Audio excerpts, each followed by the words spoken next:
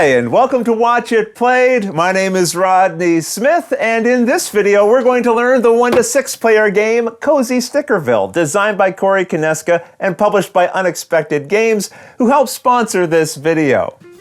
Well, this is it. No more living off your father's fortune because the free ride is over. Sort of. As a last gift, you've been set up with a lovely plot of land which is yours to use as you like. In Cozy Stickerville, players will be creating a village by making a series of decisions that will involve permanently changing the board as they cover it with stickers over the course of 10 games. You can't lose, but choices will have positive or negative effects and ultimately lead you to one of 5 possible endings. When you're finished, you can flip the board and start over, playing 10 more games, making new decisions, placing new stickers, and arriving at a new outcome. There are loads of secrets and surprises to uncover as you play, but in this video, I'll avoid spoiling anything other than what is required to teach you the game.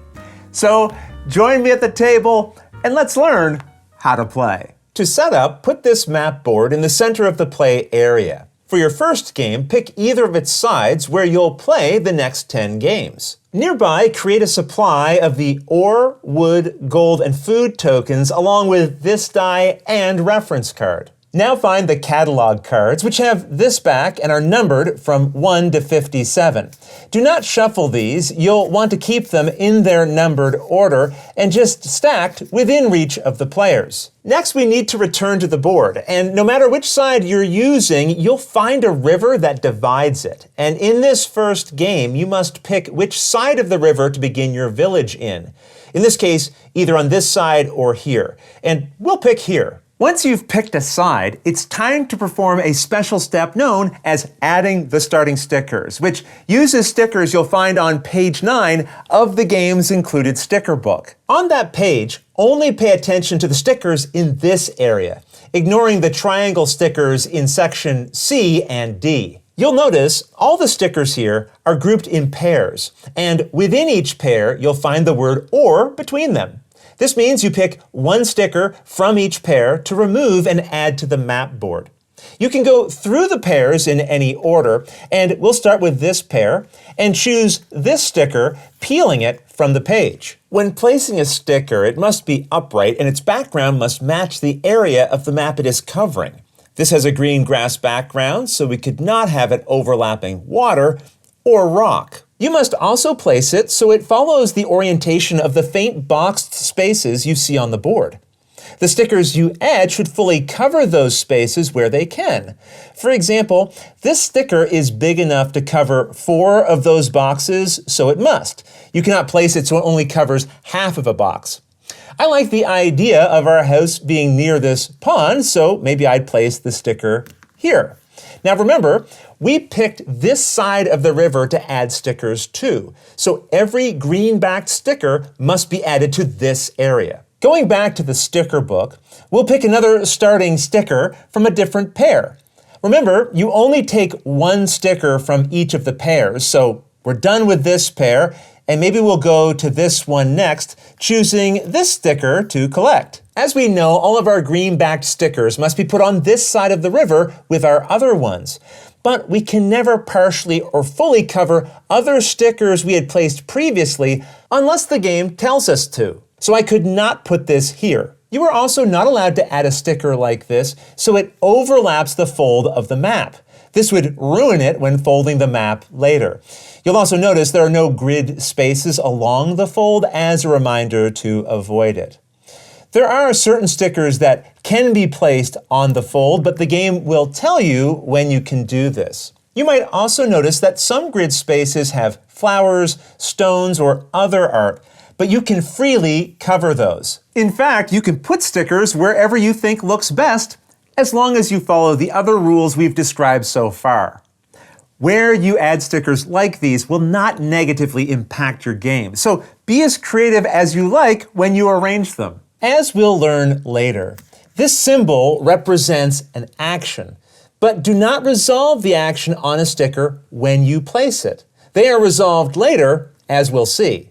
Okay, you'll now notice I've added one sticker from each of the pairs onto the map board. So we can now close this sticker book and set it aside. Placing the 8 starting stickers is something you'll only have to do during your first game. But no matter which game you're playing, you'll now collect this storybook. Here you'll turn to the page representing your game's year. Each game of Cozy Stickerville represents playing out a year in your village.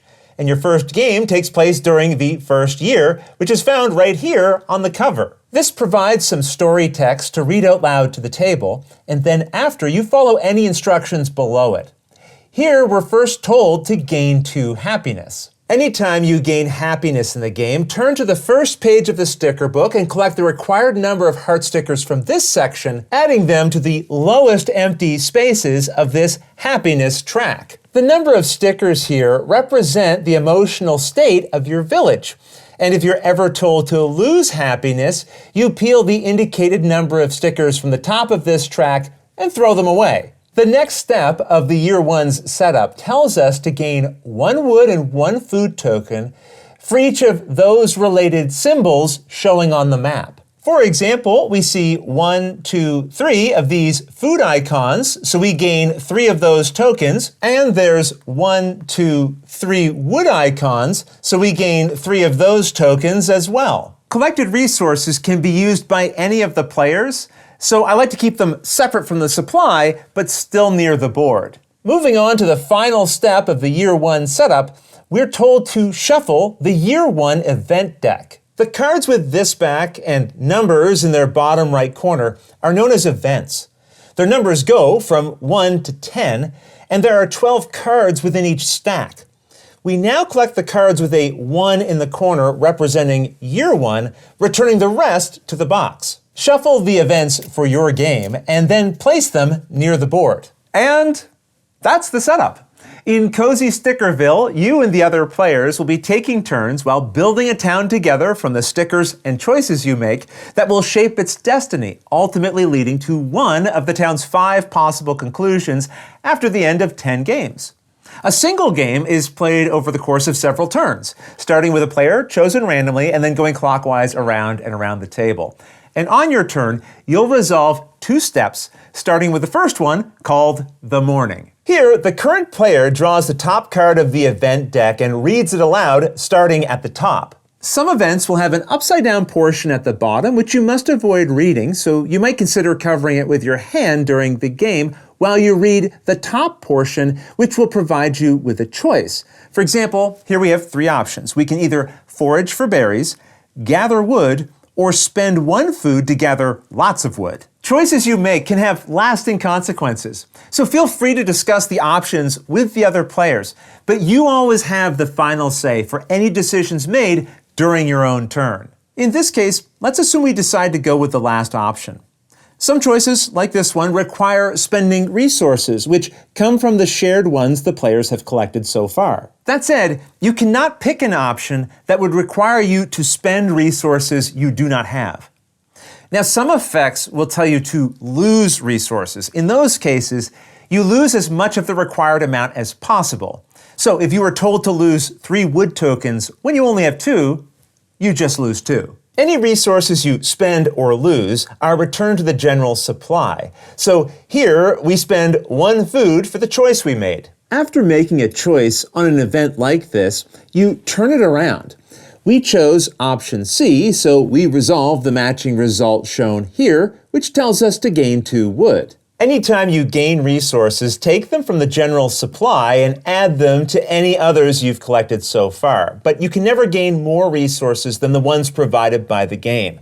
So you would ignore any extra you are owed if the supply runs out. Sometimes a result you pick will instruct you to place a sticker. If so, these will show a number and letter, in this case, 12D. The number is the page you'll turn to in the sticker book, and the letter is the section that you'll find that sticker in. Here we find 2 nests, so we would take 1 of them. When we collect one of these, which I'll do in a moment, you'll see that it has a clear background. Earlier we said that you never put a sticker on top of another sticker unless the game instructs you to. But clear stickers can be put on top of other stickers. Just ensure you do not accidentally cover up other icons because they'll be used in the game. And again, when adding a clear sticker like this nest, you can put it anywhere, even in an open area. but it's usually best to put clear stickers on top of other stickers so you have more room for your town to grow. For example, if we had put our nest sticker here, then we might be forced to later put stickers on top of it if we ran out of room to put a required sticker elsewhere. No matter how you resolve the instructions of a choice, the card will indicate what to do with it after. And in this case, we're told to discard it, so we can return it to the box. Here's another type of event you might encounter, and as before, you begin reading at the top. But this doesn't offer a choice and instead says, keep this card in play. This means you tuck it under the bottom of the map board, so only the parts with this symbol and its related text are showing. This icon represents an action, which we'll learn about later. An event like this tells you to keep it in play, and it mostly has instructions related to actions, so most of it will remain revealed. Either way, do not resolve anything on these cards at the time they are revealed. You just read and tuck them, but you don't do anything else with them for now. You'll find a reminder of this on the included player aid, which summarizes the morning step of a turn here. Then, after the morning step, you resolve the afternoon step of your turn, where, as this explains, you resolve any one action on a card or on the map. To help with these examples, I will place out various cards and put stickers on the board during this video, like you might see later in the game. Actions will always show this symbol and may be found on cards you have tucked under the board or stickers you have on the map.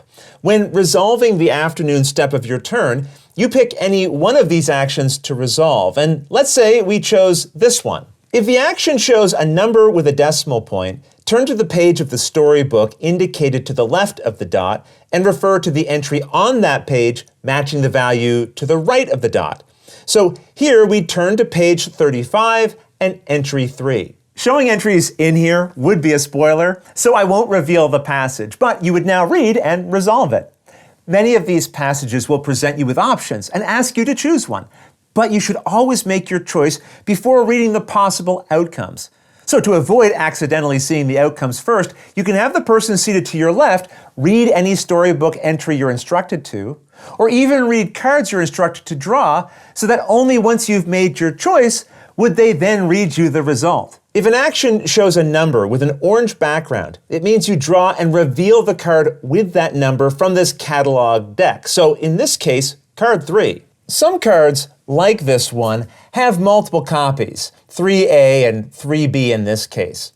Use the A version when playing through the game for the first time. The other copy is used when you flip the board over and play on its other side. After gaining a card from the catalog deck, follow its instructions from top to bottom. Now these may have symbols, underlined text, space for stickers, or other things you might not understand yet, and if so, that's okay. Just ignore those parts for now. The game will teach you how to use them when the time comes, which may also include situations where you would need to use this die. So I'm not going to be teaching you anything about the die because how it's used will come up when you play. Some actions, like the one we see on this card, show a resource with a black-backed number. This is what you must pay to be able to take that action. So we'd have to pay 3 wood in this case. After paying the cost, you then resolve the action as it describes. Here we are building a house and deciding who is going to live in it. After making our choice, we then gain the related card. When you see a number like this, it means the card is taken from the catalog deck. A card with an action will stay in play until you're told to discard it. For example, here it says that we discard this when resolving the action. This card has 2 actions, but each of them tell you to discard this card no matter which one you pick. So after picking one and resolving it, you discard the card, and that means you will not be able to resolve its other action later. As we learned before, anything you discard is just returned to the box. Here's an example of an action that does not instruct you to discard it when it's used during a game. Although you can only resolve one action on your turn, this action could be resolved again on future turns. At the bottom, it also has an end-of-year effect, but we'll learn about that later. Some stickers you add to the map will show people important to the story of your village. If an effect requires you to have a certain number of residents, just count the people you see on all your stickers, even babies, but not animals. So here we have 1, 2 residents. Some effects in the game will add what are known as progress or upset stickers to cards, the map, or even the storybook itself. If an effect places an upset sticker near a resident, just put it near their artwork on the map. All residents on that sticker are now considered upset. Progress and upset stickers do not have any specific rules themselves, but other effects in the game may require you to check how many you have, and that can influence the game in ways you'll discover as you play. If you would ever be instructed to remove any type of sticker, just peel it off the board and throw it away. Sometimes you'll be instructed to gain a milestone, which are these stickers found on page 2. The instructions to gain one will include its color, which will help you find it more easily. You then take it from this page and add it to the bottommost empty space along the right side of the map here. Some game effects may refer to the symbols you find on milestones you've gained, or to their subtitles, which you'll find below their title. And if so, you just refer to those as necessary. With that, we've covered the steps of a turn. You draw one event in the morning and then take a single action in the afternoon. After, as long as the event deck is not empty, the next player in clockwise order takes their turn and reveals the top event. However, if the event deck is empty at the end of a player's turn, you instead move on to the end of the year. Here you resolve any of the end of year effects found on cards you still have in play. And if those offer a choice, the players decide what to do as a group. Once all of the end of year effects have been resolved, that year and game is over. You can now continue on to the next game right away, and you'll keep all of the resources and cards you have for that next game, which you begin by reading the setup for the next year in the storybook. Or instead, you can save the game and put it away until you're ready to play again. To save the game, put all of the cards you currently have tucked under the board, along with any of the resources you've collected as a group, into this Save Game box. Then place a progress sticker on the year that you just finished. The next time you're ready to play, you'll open this box and put the cards inside back under the board and the resources back into your group's personal collection separate from the general supply. You'll then go to the next year's setup instructions in the storybook and continue playing.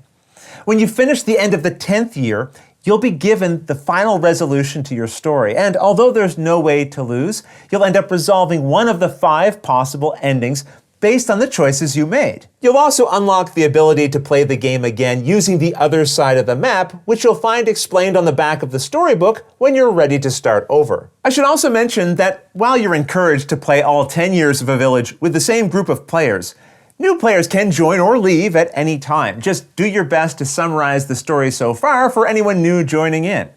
You can even play the game solo. There are no rules changes for that. You just make all of the decisions yourself. Otherwise, that's everything you need to know to play Cozy Stickerville. If you have any questions about anything you saw here, feel free to put them in the comments below and I'll gladly answer them as soon as I get a chance.